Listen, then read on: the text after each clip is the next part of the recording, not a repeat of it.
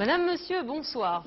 Tolérant, dynamique, mélomane, ayant le goût du risque, ce portrait idéal que l'on peut conjuguer au féminin n'est en fait que le portrait robot de l'habitant d'Île-de-France.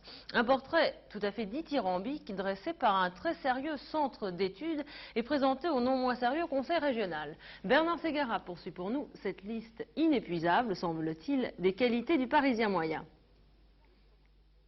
Les habitants d'Île-de-France semblent de plus en plus s'adapter à la ville ou à la vie dans les cités. En tout cas, les habitants de la région préfèrent l'animation des centres-villes à la solitude des petits villages, même avec en prime l'oxygène. Cela dit, une majorité a encore la nostalgie de la campagne, mais beaucoup moins qu'il y a 10 ans.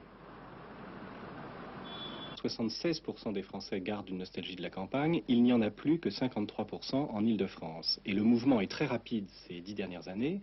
20%, que ce soit à Paris, en petite couronne ou en grande couronne, 20% des habitants ont abandonné la nostalgie de la campagne. Ce qui prouve, en tout cas, qu'ils ne se trouvent pas si mal que ça à la ville. À en croire les Parisiens, ce qui manque le plus, c'est le temps de vivre. Plus pour les cadres que pour les ouvriers, et plus pour les habitants de la petite ou de la grande couronne que pour ceux de Paris. Qui sont les gens qui manquent de temps? Ce sont les gens qui font le plus de choses, c'est-à-dire qui choisissent finalement de manquer de temps.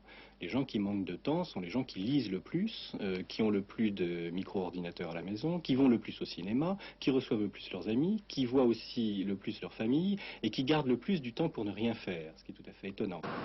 Ainsi, en banlieue, à Antony par exemple, les jeunes sortent peu, leurs loisirs sont plus familiaux ou amicaux.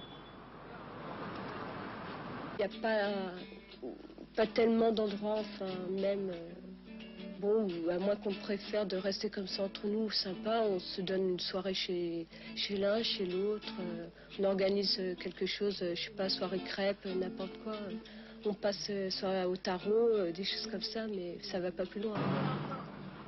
En Île-de-France, le temps qui reste, on le consacre en priorité à la musique. La région serait, paraît-il, devenue un pays musical. La musique passant avant la famille, les amis et même les relations sexuelles ou amoureuses. Décidément, il n'y a plus de tabou en Île-de-France.